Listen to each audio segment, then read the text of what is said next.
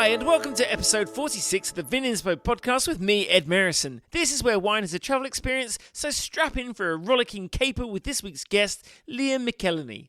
Liam is chief winemaker and general manager at Tasmanian Vintners. He's best known for his seemingly overnight success with the Lowestoft label, whose La Maison bottling bagged a hat-trick of Melbourne Royal Wine Awards trophies for Best Pinot Noir with back-to-back vintages, landing him Australia's top gong, the Jimmy Watson, in the process. But Liam is, in fact, a veteran of driving greenfield projects to global renown. As always, you'll find plenty of context in the show notes and accompanying Substack article. And as always, Vininspo would love your support in any way you see fit. Share this podcast, rate the show, like, comment and subscribe. But now it's time to join Liam at his country pile on the banks of the Derwent River. I started by asking where little Liam stumbled into existence. Yeah, well, I was really lucky to be born and raised in Marlborough. Pre-grapes, I suppose you could call it, Marlborough. So it was very much apples, cherries, garlic, you know, a bit of a two-tractor town. And I just remember endless summers. It was the kind of town where you walked everywhere or biked everywhere with your mates from dawn till dusk and came home when the sun was setting or not, you know. I assume a bit of fishing, hunting, sporting. It was very much that environment. And yeah, depending on, I guess, what your family and mates were into, you know, someone was always out catching a fish or water skiing or up in the mountains. I remember one of my sister's boyfriends being into hunting and taking me to shoot my first rabbit with a 22, which was pretty exciting at probably the age of 10. So yeah, it was all that sort of very wholesome sort of stuff, which, you know, especially young boys with energy, was good endeavours. Yeah, and I'd imagine that you had plenty of energy. What about school? Were you able to sit still and concentrate? Were you a good student? Oh, apparently I was a marvellous student, but didn't apply myself, I think would be the catchphrase. I think if you went back over the school reports, there was an abundance of potential, which for a long time remained unharnessed, but probably started off a little bit as the class clown, using humour as a defence mechanism and all those sorts of things to maybe make up for a few insecurities, and then over time developed a few better coping mechanisms than acting up. And were there any specific subjects that you were kind of drawn towards where you did knuckle down? One of the clearest memories I have is a couple of really pivotal teachers that didn't let you slip through the cracks and probably saw a little bit more potential than some of the other teachers. And one of them taught legal studies, which was kind of ironic at the stage of life I was at. And I was lucky enough to have him for 2 years in a row, and he was brilliant. And I flirted, I guess, and probably more so to keep my parents happy with the idea of mucking around in law, but purely just because I thought that was somewhere that, you know, this teacher had seen some opportunity for me and some potential. Outside of that, it was, you know, lunchtime and break time were my specialties. You say kind of pre-grapes. Obviously, there were a couple of things bubbling away there at the time. But what do you remember of the wine scene there, or what was it like? New Zealand wine, was it part of the picture when you were growing up? Yeah, very much so. So we always had wine on the table, and I remember extended family, you know, always coming from around New Zealand for long weekends, and wine was a really central theme of those get-togethers. And I remember, you know, certain aunties and uncles would stop on the way at places like Te Wharira, Hunters. There was a winery called Merlin at the time to shop for wine at the cellar doors and do tastings and rock up. And I remember unloading countless cases of wine out of the trunks of those cars for the family get-togethers. And, you know, we were always encouraged to have a sniff and wet our lips and all the cool stuff that, you know, you're keen to do at a certain age. So when did that turn into something else then? When did the flirtation with legal things turn into more than a flirtation with the grape? So I sort of fudged my way through high school. I was fortunate that I was able to negotiate, you know, I guess extended tenure. I think they asked me to leave for the first time when I was 15 and maybe pursue some other avenues, but I had some sort of side hustles that were thriving at high school, so I was keen to stay on. But then straight after high school... Hang on. What do you mean? You know, it was a captive audience, you know, a 400, 500 head boys' high school, and I had some side hustles that were quite lucrative that, you know, nothing illegal, but quite fun. And so, you know, leaving school would have put a severe dent in that. I probably would have had to broaden my target market. So I came to an arrangement with the school and pulled my head in. And some of those teachers that I was quite close to went into bat for me and stayed through to the end of seventh form, as it was called then. And all my mates had a really clear idea of where they wanted to head. And so they all went off to university. And I didn't. And so I was fortunate. One of my uncles reached out and offered me some work in the wholesale liquor trade down in the bottom of the South Island. And so took that opportunity to go and work. And yeah, that's probably one of the greatest moves I ever made, because it snowballed into working for quite a large liquor store that was probably more of a specialist wine shop, and had a pretty significant wine club that met monthly. And started off just hanging around, helping set up, washing the glasses, emptying the carafes, cutting up cubes of cheese for a cheese board. After 3 years of that and being exposed to all the travelling winemakers coming through, Kevin Judd from Cloudy Bay came through a couple of times. Jane Ferrari from Yalumba was one that really sticks in my mind. And so after 3 years of that, I got to know them all and had totally caught the wine bug.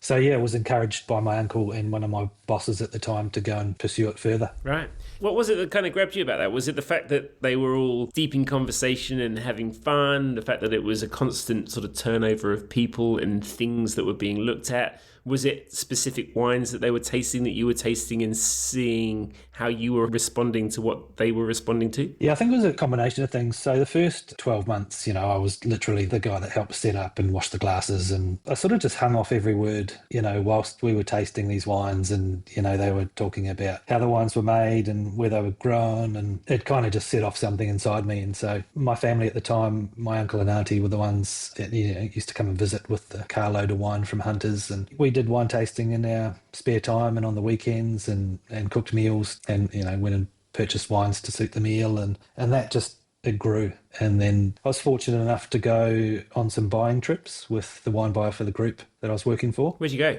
Oh, Queenstown, 2.5 hours down the road, which was hugely exciting. But it was in the very early stages of Central Otago's evolution. And so, we were visiting Lois Mills at Ripon, and a very young and wild Rudy Bauer, the guys at Felton Road, and some wineries that don't exist anymore, but Grant Taylor at Gippsland Valley. And I was just awestruck, absolutely awestruck. And it was when these guys were making a few hundred cases of wine, and you got an allocation of 12 bottles or 18 bottles. And it was a similar story for some of our other iconic wines from Marlborough at the time. You got 5 dozen. Witherhills Marlborough Sauvignon Blanc was your allocation. And it was just so exciting. And so I got to do a few of those trips and see the regions and smell a winery and taste in a cellar door. And it sparked something that was pretty profound for a young lad. Yeah, it's very cool, isn't it? And seeing those people, I guess, in a real fringe industry in a barren and remote place who have just gone on to be so influential. Still small in a way, but with such enormous impact.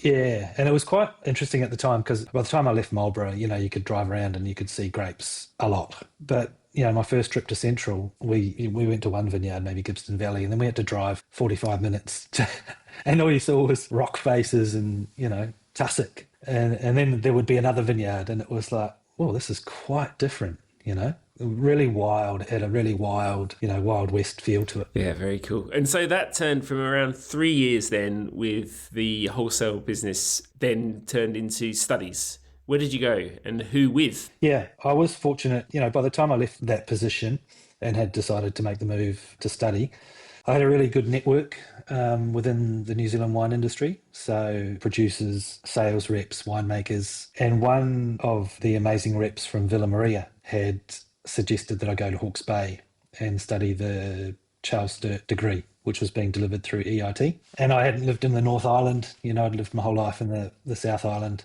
Thought that was pretty exciting, the equivalent of going overseas for a Kiwi lad. So I enrolled and had to do some bridging courses to get in, which was pretty challenging. I had to spruce up my chemistry, which I did, and packed up my car and made the journey with the assistance of, that whole network that I had developed. And I actually had, I had a job lined up through one of these reps, and actually on the way to, I guess, meeting these people that I was potentially going to work for in Hawke's Bay, I got terribly lost because, Hawke's Bay is so much bigger than Marlborough. And I got lost and ended up at Trinity Hill, which I was pretty familiar with. We'd had a lot of their wines where I was working, and I actually ended up tasting with the lady in the cellar door. And she was asking, what I was doing, and I said, I'm here for uni. I've actually just arrived in Hawke's Bay, and she was like, oh, do you want a weekend job? You seem to know your wines. And shit, yeah, okay. So I never made it to the original job that I was intended to go to, and ended up working in the cellar door at Trinity Hill on my weekends. And after a few months, met Warren Gibson, who ultimately became a great friend and mentor. That is very cool. Very good fortuitous use of getting lost, which people don't tend to do so much these days with their phones and stuff. So one of the advantages of having crap technology or bad maps. Before we move back to that, because I want to hear more about Bilantia and Trinity Hill, tell me a little bit about the study then. You said that you kind of knuckled down and caught up on those bridging courses. Did you find that the study also kind of cracked into gear generally, and it was more of, this seems to be the place for me?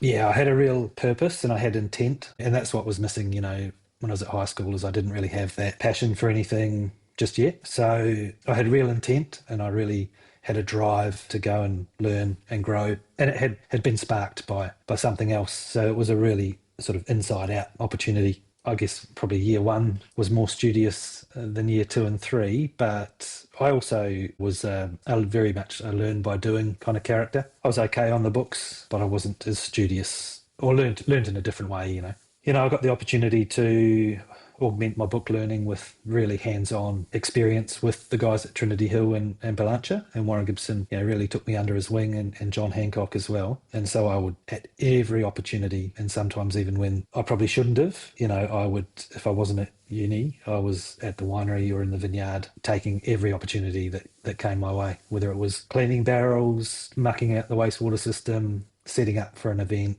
cleaning tanks, pruning, you name it, mowing a vineyard. I'd do it just so I could be around, those people. And with that came the opportunity to taste. And, the more tasting I did, the more my vocab expanded and my knowledge expanded. I found that when I could put some of that theory into practice, I got to go into the lab on a Friday and do lab work with an amazing guy who was patient and taught me how that theory translated into practical winery outcomes. And for me, that was just gold.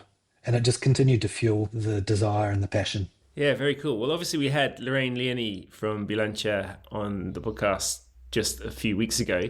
Yeah. Got a bit of a side of Warren Gibson from someone who knows him pretty well.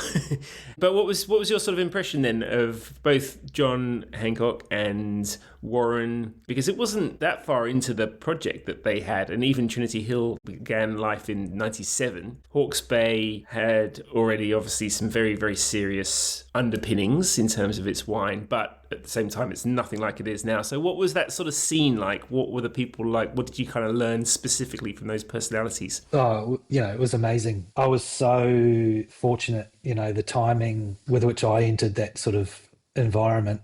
John was obviously a huge personality on the scene from his time in the late 80s at Morton Estate and delegates before that. So, he was, to me, one of the godfathers. And he had, unbeknown to me, how things would play out. But, he had a similar sort of mentoring role with Warren. Warren went to uni, worked at Morton Estate, and then, joined up again at Trinity Hill. And I had a similar experience with Warren and John, both taking me under their wing. Saw some potential and someone who worked hard and fronted up every day, sometimes the first one there in the car park, just waiting to be let in and let at it, and often the last one there, for better or worse, sometimes just soaking up the knowledge. But there was so much going on. It was the very early stages of the Gimlet Gravels appellation, coming to life. Steve Smith and Craigie Range were doing amazing things. There was a lot of investment going on in Hawke's Bay. There was wineries being bought and sold, and American billionaires coming in and setting up shop. So it was really fertile ground for a young winemaker to explore and grow. Yeah, and just before we move on, I guess it's quite good context as well. As you say, there's obviously a lot of different vineyards that are coming into play, and also a bit more knowledge about what goes where and how that terroir, I guess, works around Hawke's Bay. But also, what varieties were you playing with? So largely, with Bilantia, we were Syrah focused with the La Colina vineyard, and Viognier was a pretty important part of the portfolio then as well. Chardonnay, Pinot Gris was pretty important, and then at Trinity Hill got to see a few more things like Sauvignon Blanc, and we had a few Pinot Noir growers as well, and then Bordeaux varietals, Malbec, Cabernet Sauvignon, Merlot was a pretty strong part of the portfolio as well. Certainly bigger structured reds were my initial projects, and then ultimately worked my way back to the lighter aromatic spectrum, heading back to Marlborough. Yeah, so take us on that Marlborough journey. What year was it that you went back home? I went back to Marlborough, when was it? In 2008. Had to search the memory banks there for a minute. So I went back to Marlborough in '08, that's right. And what called you back there? Probably to say I was ambitious would be an understatement, but I was, throughout life, I think, if you asked certain people, I was always in a hurry to get somewhere. And Warren was always a fantastic mentor who gave me huge opportunity, but also was very clear about sort of the boundaries and opportunities. And, I think at some point throughout '07, there was a lot of stuff going on just in the New Zealand wine scene in general. And there probably was a few glasses of wine and a conversation about, the future and your next steps. And because I was probably in some form saying, I want to be you, I want that job. And he's like, well, you're not going to be me, you're going to be you somewhere else, which is the greatest thing you could ever give someone, is that sort of that nurturing and that mentoring, and then sort of, that gentle push out of the nest, out of the comfort zone. I probably had a history of pushing myself as well, and always getting somewhere and then pushing myself out of the comfort zone and trying something new and different. That was probably the initial nudge. And then I had a mate who I played rugby with that I had bumped into at a conference, and he was developing some pretty significant vineyards for Brent Maris, who had a few years prior sold With the Hills to Lion Nathan. And we had some good chats, and I think I probably said, I'm looking to come home at some stage. If you hear of anything, let me know. And then I think maybe within 2 weeks, Brent and I bumped into each other, and he had been talking to Anton. Pretty much laid out what he was doing with the Ned, and, was in the early stages of designing a winery to be built, and said, it's probably a good opportunity to get on board. I'm going to need someone to work with on this winery design and execution and build the team, and jumped on board with Brent and the team at the Ned. Fantastic. Well, we'll delve into that a little bit more in a second, but I'd like to hear a bit more about Brent himself, who he was within that industry, within that scene, and previous brand building, because you're moving on to another really ambitious project, but also as a person. Brent, what was he like? Yeah, wow, where to start? He was and is an amazing human. And so, like John Hancock and Lorraine Leaney, he had been instrumental in the early days of Delegates in Oyster Bay. And, I didn't know it at the time, but, he and Jim Delegate had done some amazing stuff over a number of years that we all have a lot to be thankful for those early achievements. And so I'd actually worked for Brent's dad, John, in my teenage years in his vineyards. And so we had a bit of a connection through that, which was cool. And his dad was an absolute visionary, an amazing human. And I really enjoyed, I got to spend a lot of time with him, obviously, in the following years, and just soaking up his knowledge and his history. And he kept amazing records of everything: weather patterns, land transfers, developments. He'd done it all. And so it was like sitting down with a Venice Wikipedia when you sat down with John Maris. So that was really cool. And he was just so blunt and matter of fact, but very generous with his time and knowledge. And that flowed through to Brent too, That was a huge part of the attraction over time, was just the knowledge and the wisdom and the skill set that get passed down. But when I jumped on board, it was maybe 5 years after Brent had sold With the Hills to Lion Nathan, which was a pretty big moment in the New Zealand wine industry. I think prior to that, some of the other transactions were some smaller vineyards or businesses selling to overseas entities. Maybe Constellation was on the scene. But it was a huge moment. This iconic juggernaut that was With the Hills was sold for a pretty significant amount of money.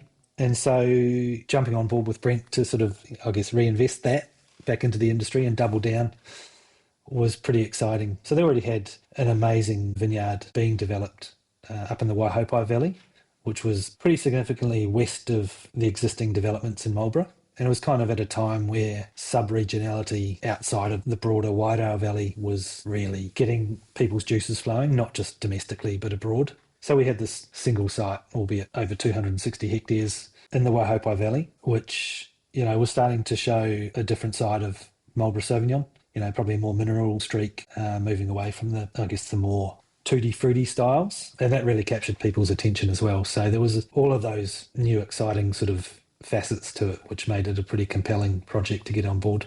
So like as a mentor and as a boss, Brent was just an amazing, energetic and extremely positive, role model. Glass was always half full. It was always opportunity everywhere. Even, though we were building a winery and launching this business through the GFC, which would have been extremely taxing on Brent, shielded us from all of that and continued just to resonate positivity and opportunity. And also, for me, probably the first time I got a really great lens into the commercials of the wine business and how important that is as a winemaker to build that side of your skill set. So Brent put a lot of time into me, ensuring that I, saw the front end of the business, the sales side, and how those commercials worked back through the food chain into what we were doing, so that our winemaking decisions could be, shaped and accountable for a business that had to operate in a pretty challenging climate. And that was really great. When you feel like you're learning and growing at a rapid pace, it's quite energizing. And so, that energy resonates out to your team. And so it was a really buoyant, energized environment, which was super cool.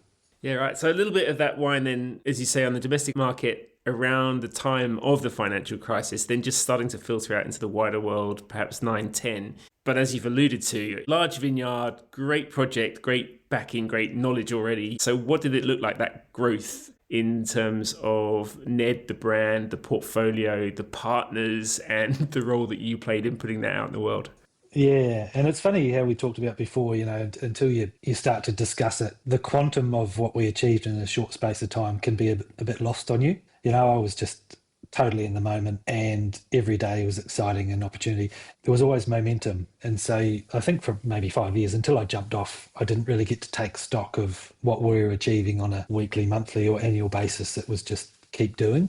But I remember, the demand for the blends getting a bit bigger, the packaging runs getting a bit bigger, doing blends that were going to be bespoke for a different supermarket banner. So, we were rolling. We had momentum. The demand was there, and then we started to win accolades. And so I guess we went from being slightly under the radar, if you could use that term, achieved success on the show circuit. And I remember, I think the '09 Sauvignon got the Decanter Trophy, lighting the fuse on something that we didn't really have any idea how successful it was going to become. You mentioned, obviously, the Waihopai Valley, less well-known at the time, a slightly different flavour profile, a slightly different structural profile of a wine that was already very popular in a few other guises. I suppose a region that was very much on people's radar. But the wine had to be good, right? At scale, it had to really resonate across a really large market and be different from other things. So what was that point of difference, and how did you keep managing the fact that it had to be exciting? Yeah, well, it was certainly different. And so we had this amazing vineyard up in the Waihopai Valley, but it was across 3 river terraces, and they had been formed by glacial retraction. And at the same time, there was the Wairau and the Waihopai River had left, I guess, the usual suspects of alluvial deposits and silt and other bits of clay. But this underlying sort of glacial theme was there in the wines, and there was a sort of, depending on which block you were looking at, there was blocks that had that beautiful citrus, exotic, classical Marlborough passion fruit sort of theme through them. But we were probably over-indexed on blocks that had a mineral edge and a tension and that kaffir lime leaf nuance to them, which was all very new and exciting. And it was really piquing the interest of, not just people in Marlborough, but consumers and gatekeepers. So when we took that to market, it had the familiarity of Marlborough Sauvignon Blanc, which made people comfortable, with this nuance of something new and exciting overlaid, which was that Waihopai theme. And that opened a lot of doors for the business and for partnerships and for listings. We would travel for 2 to 3 weeks at a time, 4 or 5 times a year, and take our story and those wines to the world. Timing probably couldn't have been worse to launch a new brand and to do what we were doing, but it worked, and it was exciting enough, and the story was compelling enough to get liquid on lips. And I think once liquid was on lips, then the wine did the heavy lifting. Yeah, well, the other thing it had, I suppose, let's not be coy, is it had Brent, who you've already mentioned, kind of how his energy and his positivity was quite infectious for you. And that sort of charisma and that energy and the momentum that you probably brought to the project would have been pretty infectious, I'm imagining, for those that you saw. And you had other members of the team going out. I guess it was also fun, right? Always. It was always fun. And that's a key point. We had a super tight team. So, Siobhan Wilson in sales and marketing, and Anton Rasmussen in viticulture, and we would travel together. So it wasn't always just Brent and I. We divvied up the globe and we would travel in different groups, but it was always fun, and we took that fun with us. And, when you're taking that attitude and that energy and, liquid sunshine in a bottle up into some pretty gloomy markets where, a little bit of sunshine and energy can make a big difference, it was extraordinary, the reception you get, And when, I like to think it wasn't always about business. I think we did a lot of trips to connect and and tell the story, and the business flowed pretty naturally from that. That's a real skill, is to make sure that the business gets done, but it's the fun and the engagement and the occasions that you create. They do the heavy lifting. Yes, well, that sort of reminds me a little bit of a conversation I had with one of your current colleagues. So we'll talk about that a bit later. So the Ned turned from Sauvignon Blanc into taking into its portfolio Pinot Gris, Pinot Noir. Pinot Gris probably enjoyed a little bit more fame from various different cool climate regions as Pinot Noir in Marlborough became a little bit more accepted. So that would have been part of the puzzle, I'm assuming, as well for you. And I imagine with all that travel, fun though it was, would have been pretty exhausting by the end. So did you run out of steam? Yeah, I did. It was overlapped with, other things happening in life. And, my two older daughters were on the scene at that stage. So 2 children were born whilst I was working with Brent and doing all that travel, and can be pretty taxing on the family unit. But I had personally run out of steam and was probably burning the candle at both ends a wee bit and not looking after myself. And, I saw an opportunity to maybe tap out, and I'd built up a team that was super capable working with it. And so I thought there's probably a few small windows where you can jump off something before it maybe sucks you in again and you go for the next chapter. And so it was an opportune time to jump off and take a break and see what else was out there. So you had a rest before kind of doing it all over again. So what happened? What was the next chapter? Yeah, so I actually flirted briefly with stepping out of the wine industry, and that lasted about 4 weeks. And an old rugby buddy of mine who had been growing grapes for a host of top Marlborough producers, we had actually made a wine for him at the Ned, sort of under contract, which had done very well. And he wanted to take that forward and develop the brand and build out the business and really go from grape grower to winemaking business, brand building. And that's, that was Te Pā. And I think, in the first year we made 300 to 400 dozen Sauvignon Blanc from. And then, he had a background in building up pretty significant agricultural endeavours with his family. They were extremely large dairy farmers when we were growing up, potato growers, subsequently got into sort of vertically integrated with potato chip factories. Very entrepreneurial guy. And so, when he sort of laid out the vision, what I knew of him was that he was an extreme doer. And, the chance to reconnect with him and go again was sort of too good to turn down. And it was back to, I guess, we had no winery, we had no staff. It was just his vineyard manager, myself and him, and a wonderful admin person for the first 12 to 24 months, which was, back to bootstrapping it, which was exciting. It was Hazley McDonald, wasn't it, you were referring to there? Hazley McDonald, yeah. Wonderful name. Yeah. And yeah, as you say, very impressive business past and what became future with Te Pā. But also in you, he had a pretty rare young talent, because that whole sort of skill set, I suppose, of team building and brand building was something that you'd done before and would do all over again. Tell me a little bit about how you see, by that stage, those influences from the businesses you worked in, mentoring, but also, I suppose, the positivity around being able to change something and change it quickly and being able to do it thoroughly across the business. How did that leadership role come to you? Did you enjoy that aspect of the job? Yeah, very much so. I think, if you talk to my parents and my school teachers, I probably always had a bit of a leadership streak, although sometimes maybe in the wrong direction. But Brent always lifted you up and gave you more opportunity than, personally speaking, more opportunity than I probably should have had at a certain age. So I think I was 27 when I jumped on board with Brent, and he just heaped opportunity on my shoulders and, supported me to achieve and supported me when I probably, struggled.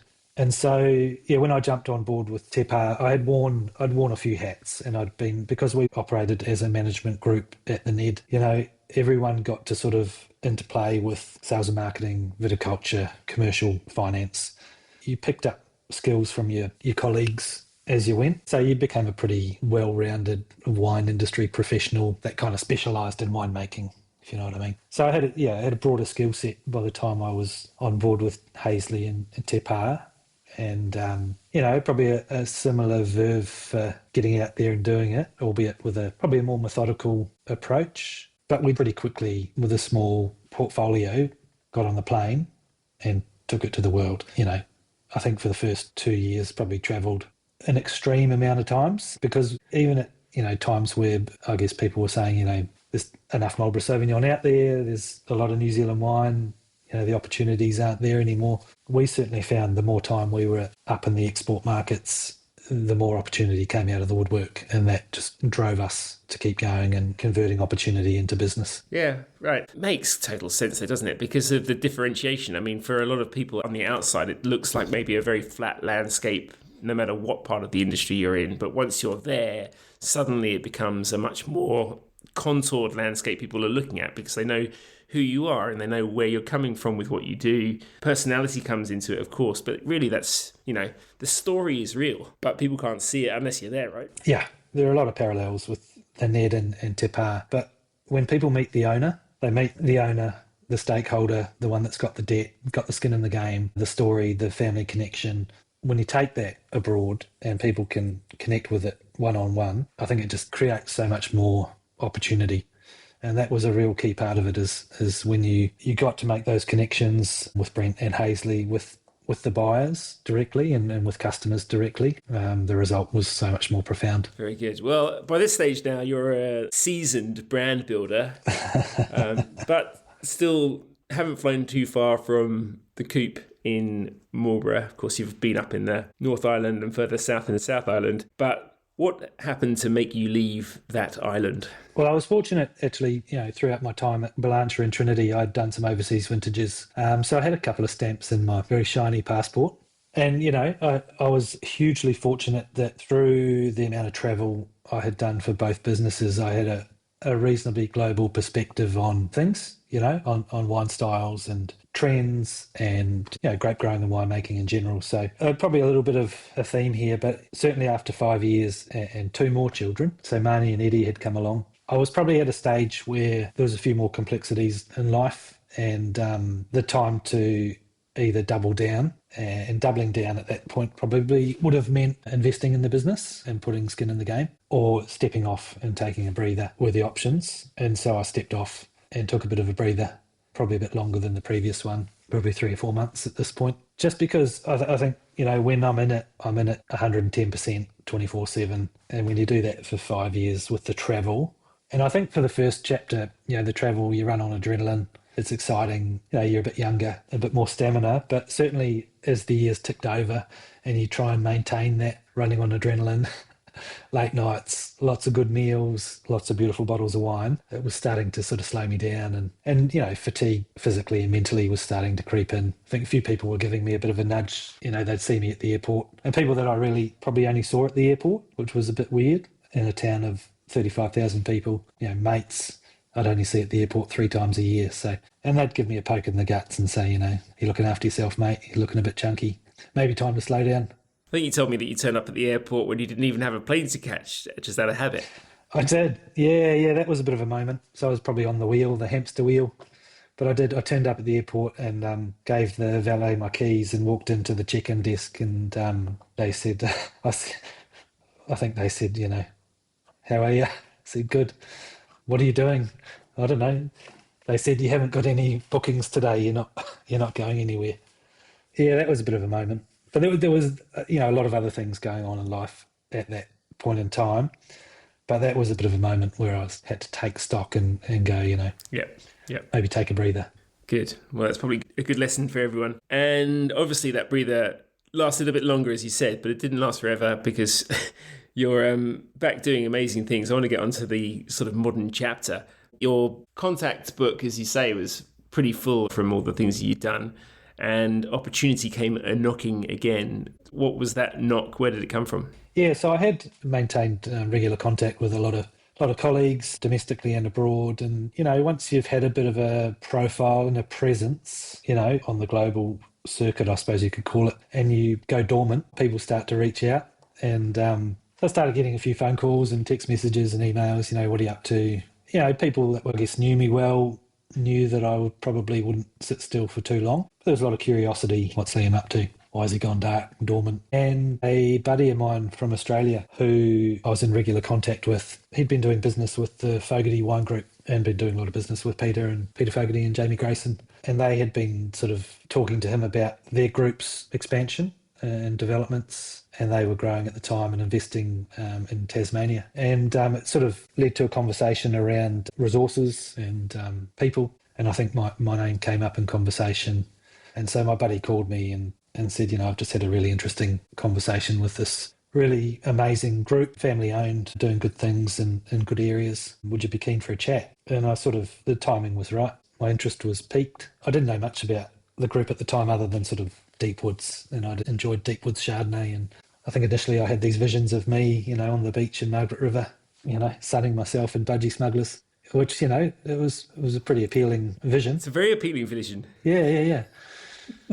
And then I think sort of within a few days of that conversation with my mate, Peter Fogarty reached out and we had a phone call which lasted about an hour. And in that hour, he just laid out his vision, his plan, where they were at with their developments in Tasmania and what they had done as a group in the years prior with Evans and Tate and Deepwoods and Lakes Folly. And I got off that call just thinking, wow, what an amazing group, amazing person with drive and energy and, very similar entrepreneurial mindset to Brent and Hazley. So I obviously have a type, right? I have a type, as my partner Gemma likes to say, where, the cut and thrust of, family-owned, entrepreneurial, greenfields developments and opportunities appeals to me. So we agreed to meet a couple of weeks later in Hobart, and Pete would show me what they were up to and show me their developments. I was non-committal but interested, I think would be the phrasing. And Pete, when we met in Hobart, he had a contract in his hand and was ready to, stitch me up for life. So we drove around the vineyards, which were, it was phenomenal because everything I knew about Tassie at that point was small scale, boutique, very niche, very high quality. And the two developments that the Fogarty Wine Group had in the ground were, 80 to 100 hectares each, as well as the acquisition of the historic Lowestoft homestead and vineyard, which is where we are now. That was pretty compelling as well, to have some scale coming on in a really high quality region with high quality aspirations. And then, one of the oldest Pinot vineyards in Tasmania to play with as well from the onset, which, I didn't know it at the time, but would be the making of us. Yeah. So he pretty much had the contract in his hand. Did you have any hesitation about it, jumping in again, or were you all in from the word go?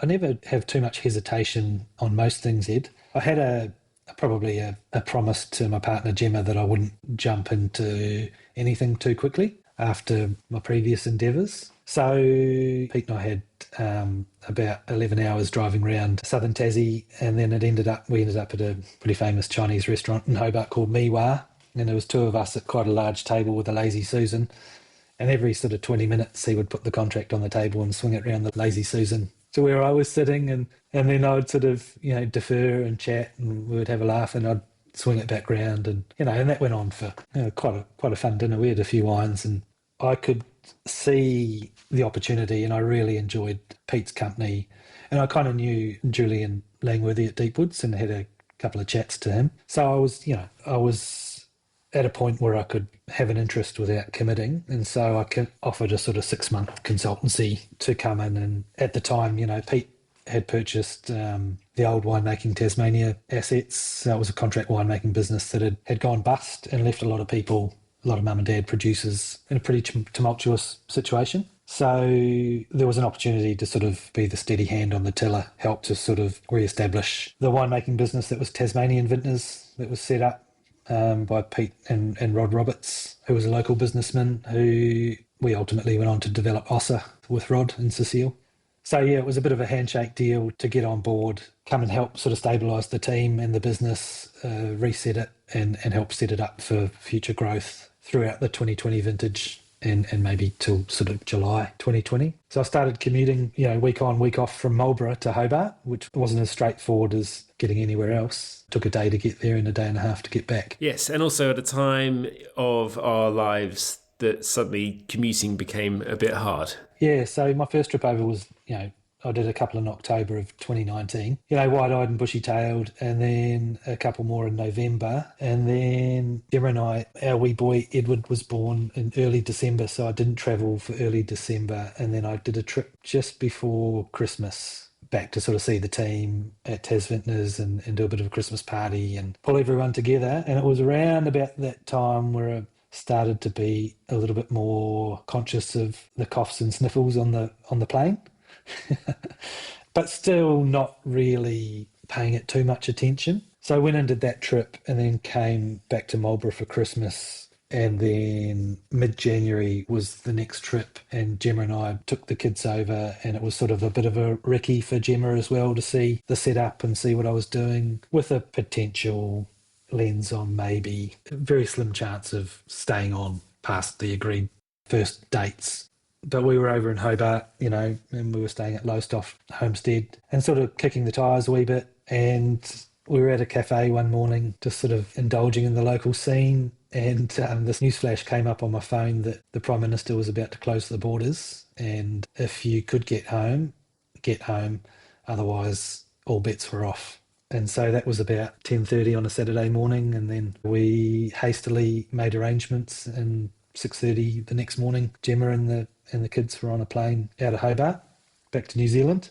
And I remained in Hobart. And the rest played out as it did, and lockdown after lockdown, and the cone of silence came down, and we were 8 months apart. Wow!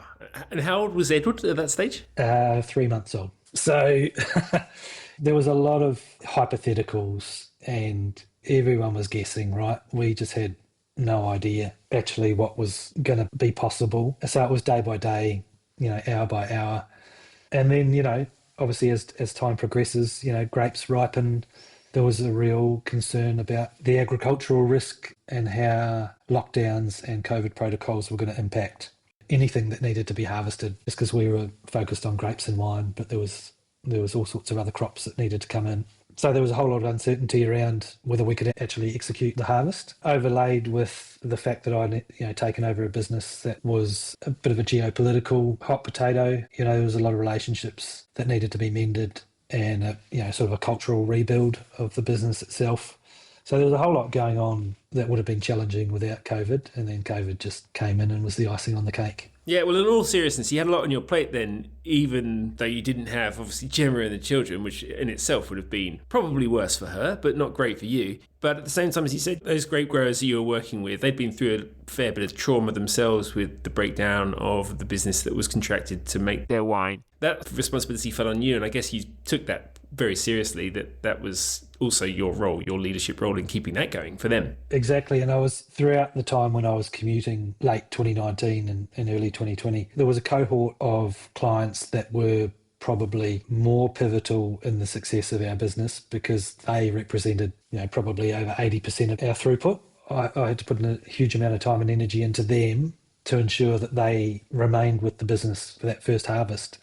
Just because the uncertainty for them, Pete and the Fogarty Wine Group was unknown to them. I was unknown to them. Fortunately, the team that I inherited had done a really good job for them on their wines, and so there was that connection that sort of kept them with us. But it was a pretty fragile environment.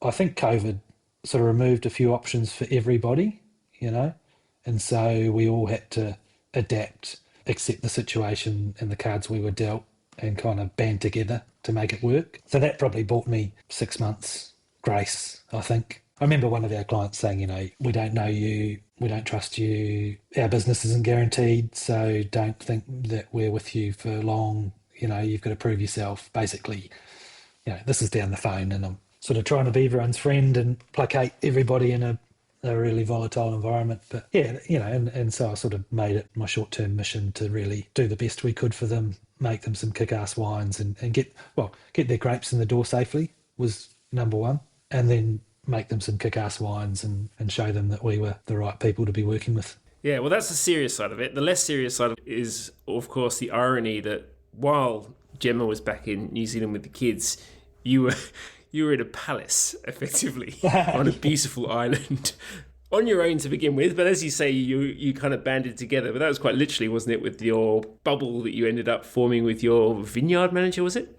My senior winemaker, Pat Colombo.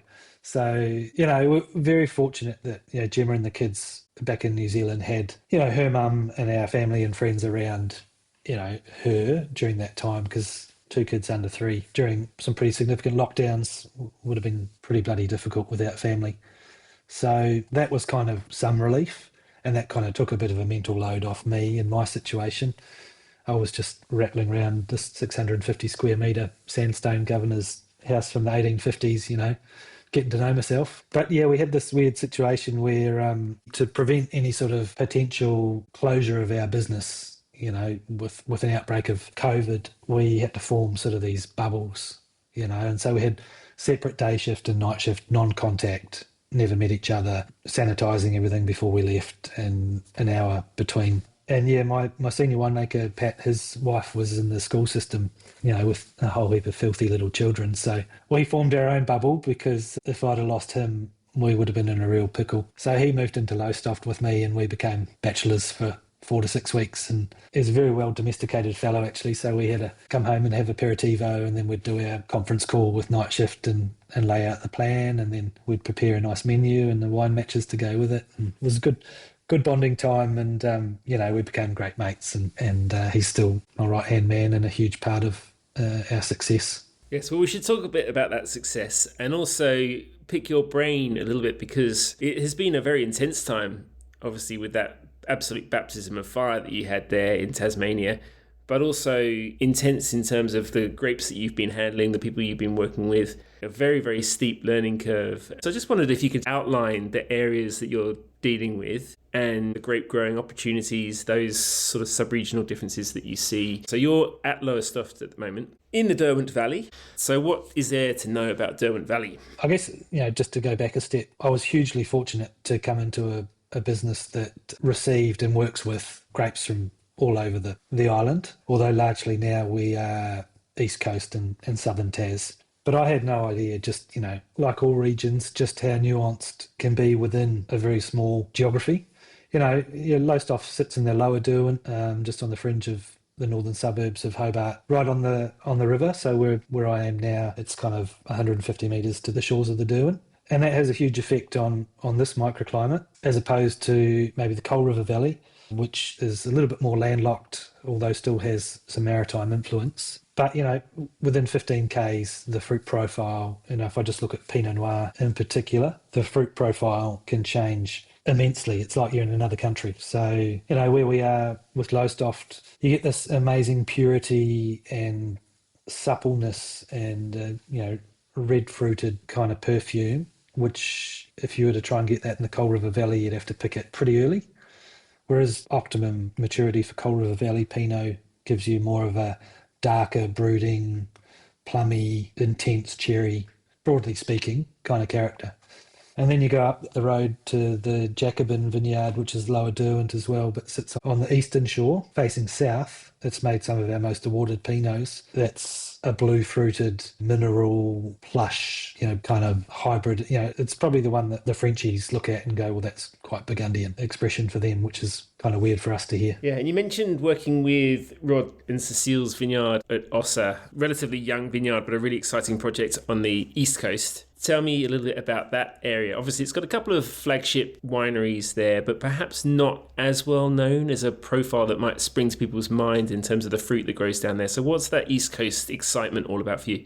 Well, funnily enough, my only time in Tassie prior to this gig was the Cool Climate Conference in 2012. And two of the wines that stuck in my mind from that experience were Freycinet Chardonnay and Freycinet Pinot Noir.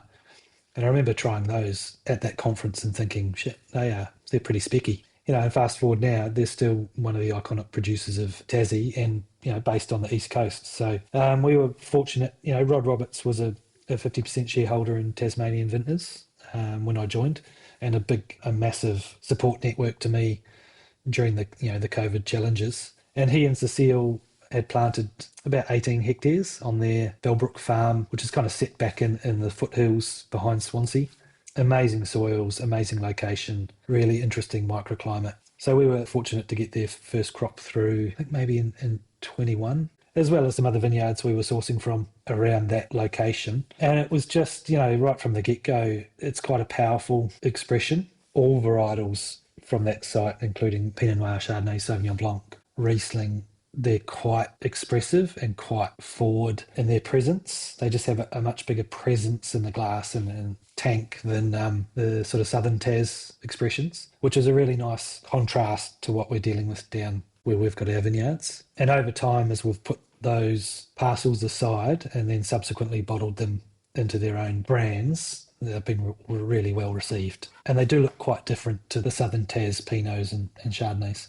The story isn't entirely Pinot and Chardonnay for you, even though that's where most of Tasmania's fame is coming from. Obviously, there's Syrah that you're growing under the Ossa label. There's Grüne Veltliner even down there as well. But presumably those different climates, the different ripening profiles just give you an awful lot to play with fruit-wise. And you're playing in a realm where we all appreciate those terroir differences, I guess. And that's what Tasmania's got in spades, I suppose. That energy that you see is always there, but also texturally, etc. And in terms of those flavour profiles, there's always something else going on from all those sites you're working with. What are those things that you're trying to tease out in the wines that you're growing? Well, certainly in the case of the East Coast, it's probably more trying to tame it and harness it, because it can go over the top quite quickly. And, alcohol can blow out. Things on the East Coast can get quite ripe quite quickly, and trying to maintain, healthy canopy cover to sort of moderate, the UV and the light penetration is a huge part of that. Southern Tas, it's probably in a similar vein, trying to capture a bit of freshness, on the underside of 13 Beaumay, and then trying not to go too far into the mid-13s, because once you lose that tension and that acid line, you can just lose the framework of the wine pretty quickly. And quite often, early on we thought, there'll be a progression from north to south with harvesting, with the East Coast in the middle. But that's never been the case. We've been picking on the East Coast the same day we're picking in Southern Tas, because if you wait, you'll lose that freshness and that vibrancy. In the space of 2 or 3 warm days, you can just really blow it out. Yeah, right. And with that high UV, I guess, influence from bodies of water around you as well, plenty of sunlight, not perhaps as wet as people assume. Do you see some similarities with Marlborough, or has that been instructive, growing grapes in Marlborough? Yeah, I think it's been hugely instructive growing grapes just in New Zealand in general, because the east coast of Tassie can get some similar subtropical impacts that the east coast of the North Island gets. That subtropical stuff that comes and hangs down and tends to drop 100, 130 mils in mid-March. You need to be well versed in a bit of damage control there, or preventive maintenance, if you want to call it that. And then I would think more of that North Canterbury type dryness, that Waipara, inland dryness with the good summer, generally speaking, good summer heat. The dryness has probably caught me off guard, just how dry east and southeast Tassie are. But then, everyone you meet that's from here says, I think within the first 20 minutes, did you know Hobart's the second driest capital in Australia after Adelaide? It's a fun fact. Killer fact. Some people might assume, I think almost a little bit patronisingly, that while you're out in New Zealand making wine at scale, you're sitting there dreaming of that time that you're going to make a fancy pants, gleaming, new oak, flashy Chardonnay or Pinot Noir that's going to put your name up in lights in the fine wine world. That obviously, from what you said, the fulfillment in so many different regards of your role in New Zealand and the people that you worked with, the people you met, the people that you drove on as well to do the things that you were driven on to by mentors that you had, was not to be underestimated. But then again, Lowestoft has given you the chance to have your name up in lights in a different way. You won the Jimmy Watson Trophy, one of the most prestigious accolades possible here in Australia. Tell me about that wine, that moment, how that felt, and also a little bit about the celebrations and the subsequent trip. Yeah, so there's a great saying, which, I heard it from a good friend of mine, but I use it quite often, as today's peacock, tomorrow's feather duster. So, it's fantastic, and I'm hugely proud of what we've achieved, but you're only as good as the next one. Obviously with the evolution of Lowestoft from sort of zero to Jimmy Watson, we'd won some good gongs leading up to that, but I still felt particularly here in Tassie, we still had something to prove. I think there were still a few naysayers that weren't on board with what we were doing, oddly enough. And growing up in New Zealand and studying in New Zealand, we were heavily influenced by the Australian wine scene. A lot of our curriculum at wine school was, Australian based. The icon wines were Australian wines we tasted, and I grew up idolising Wolf Blass and people like that. And so, when you finally find yourself in the Australian show circuit and winning in the Australian show circuit, it can be a bit surreal. And then overlaid, I guess, with the challenges that we all went through from 20 to 21, 22. To ultimately, be up there receiving the Jimmy. It was a pretty emotional moment, but immensely rewarding and relieving. Like, this weight had come off my shoulders, and I sort of felt like I belong here, a bit of belonging, a bit of validation, and all the people that I'd sort of looked up to throughout the journey, reaching out with a pat on the shoulder and a hug, and beautiful reward for not just myself, but our group and our team that had sort of stuck together and ridden out the rough times. Yeah, and as well as the joy of the moment and the accolade of the Jimmy Watson itself, it comes with a very generous prize as well, which led to a trip. And I bring it up because I remember very fondly your presentation that you did of your trip to Burgundy, etc. Tell me a little bit about how that went. Yeah, so I had an immensely selfless moment and suggested to Gemma that, we package it up into a family holiday. In hindsight, I probably should have just, blitzed off for 7 to 10 days by myself. Anyway, a bit of maturity and a bit of probably 3 or 4 Tassie winters were starting to take their toll on my Gemma. So I think, a European summer was in order. So we managed to get the stars aligned and decided to take the kids, Marnie and Edward anyway, to France for a month, which was awesome. So we started in Burgundy. So actually flew into Switzerland and rented a car and then drove to Burgundy for just over a week and did sort of the Jimmy thing, the wine thing, and got immersed in the region as much as you can. Reconnected with some old mates from my time over there and had a few connections to go and taste some great wines. And just, if I'd have done that, let's say 5 or 10 years earlier, you go with a different lens, when you're a bit older and a bit wiser. So it was very much a spiritual sort of journey, as a organoleptic journey as well. That was fun. It was amazing, and taking the kids to old wineries and just as much as you can, trying to impart some of the history with them, trying to walk a 5-year-old and a 3-year-old around the hospice de Beaune, was a bit challenging, but, we got there. And then, for our sins, decided to drive them across the country to Bordeaux. In my mind, family road trip sounded pretty fun, but I'm sure we've all done it. You go on these road trips and then, you get to your destination, you look in the footwell of the car and you're like, what the hell? There's packets of pretzels have exploded and there's half-eaten carrots and bananas. And so that was a great adventure. And, we traversed across to Bordeaux and then spent some time on the Bordelaise coast and then went all the way back to the Rhone Alps. My first overseas adventure in wine had started in the Rhone Alps. So I went back and spent some time in the mountains and, it was a beautiful summer. I had to go to the local swimming pool and buy out of a vending machine the small sort of European bathers that they make you wear and scare a few of the locals. And, documented it, as you're well aware, and I'd seen a few, with all due respect, wine awards can be pretty tedious affairs, right? And certainly when it comes to presentations and speeches and stuff, it can all get a bit beige. So, I wanted to show the human side of it, the family side of it,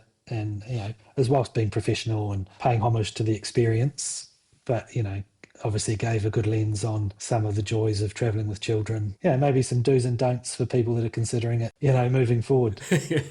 Would you say that they are more Burgundy, Bordeaux or Rhone, the kids, out of that trip? Which way are they leaning? They're probably more aligned with Pinot, just because that's what they know. They're around it all the time, they're growing up on a Pinot Noir vineyard. But certainly by the time we hit Bordeaux, they were over grapes and wine and restaurants, and things were starting to fray around the edges a wee bit. So we dialed it back and made it a bit more family friendly by that point. Yeah.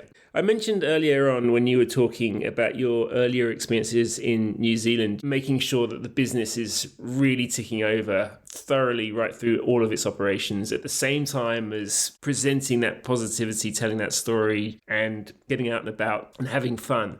Reminded me a lot, actually, of my conversation with Julian Langworthy. You mentioned working with him and your familiarity with Deepwoods before you started at Lowestoft. But what struck me about the conversation with Julian is obviously, like you, there's been an enormous amount of success, I suppose, in shows that have really validated the wines. At the same time as clearly a sense of fun and charisma. And I think what is sometimes forgotten is just how professional and thorough that back end can be. And to me as well, the responsibilities in building teams and keeping teams happy and giving teams things to do that really fulfill them and push them forward and raise them up and raise the whole standards of everything. These are actually quite rare models that people don't necessarily learn enough from sometimes. That idea of leading a project now that in an industry that's really hard, but also one that tends to look in on itself a little bit and be a little bit less than positive. How do you see the challenge that you have to rise to every day? It's a challenge, but it's a privilege as well. I've always been around people in my career that believe, a rising tide lifts all boats. And it's great that, we're able to achieve this sort of personal success and halo effect, which is hugely rewarding, but it's more rewarding when it flips around, right? And you get the opportunity to build and develop and lead and mentor others and watch them grow,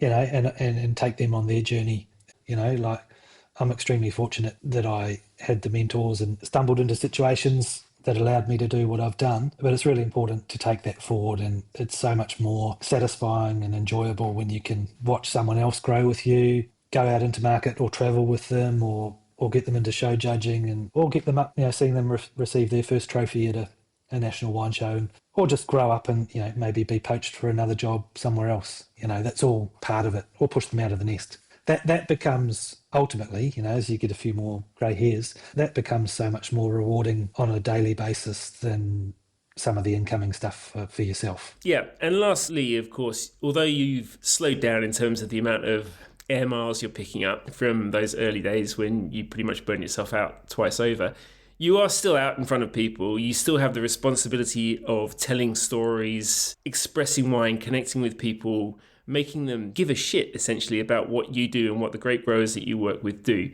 Sometimes, perhaps that picture is lost, I think, potentially in trade, but also certainly among consumers, about this actually needing to be a fun part of our culture, an enjoyable thing, because otherwise, what's the point?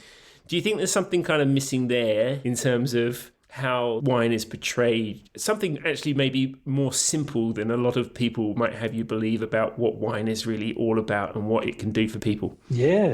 I mean, well, the first thing is you can't sell a secret, right? So you actually have to get out there, and no one's going to, as much as you hope they will, bang your own drum and put your wine up in lights, But also it's about those occasions that form memories that can be lifelong, and, friendships that can be lifelong. And so we've got this wonderful connector called wine that we get to take out, and it gets to be part of people's occasions and people's journeys and memories. And, you don't realise it when you're starting this journey, but as you get on and get a few more years under your belt, you realise it's an extraordinary privilege to make something and then be able to take it to market and help connect it with consumers. It's not often you can do that with many sort of agricultural products, That's it for this week's podcast. If you enjoyed it, please like, subscribe and share it everywhere. Please don't underestimate the power of these endorsements in making it possible to produce original, thoughtful work. You can also subscribe to my Substack. That's edmarison.substack.com. For now, I'd like to say thank you to Lucas James for the music, Neil Williams for the artwork, Patricio Garcia for additional editing, and to my guest, Leah McElhinney. Till next time, live wine to the fullest. Cheers!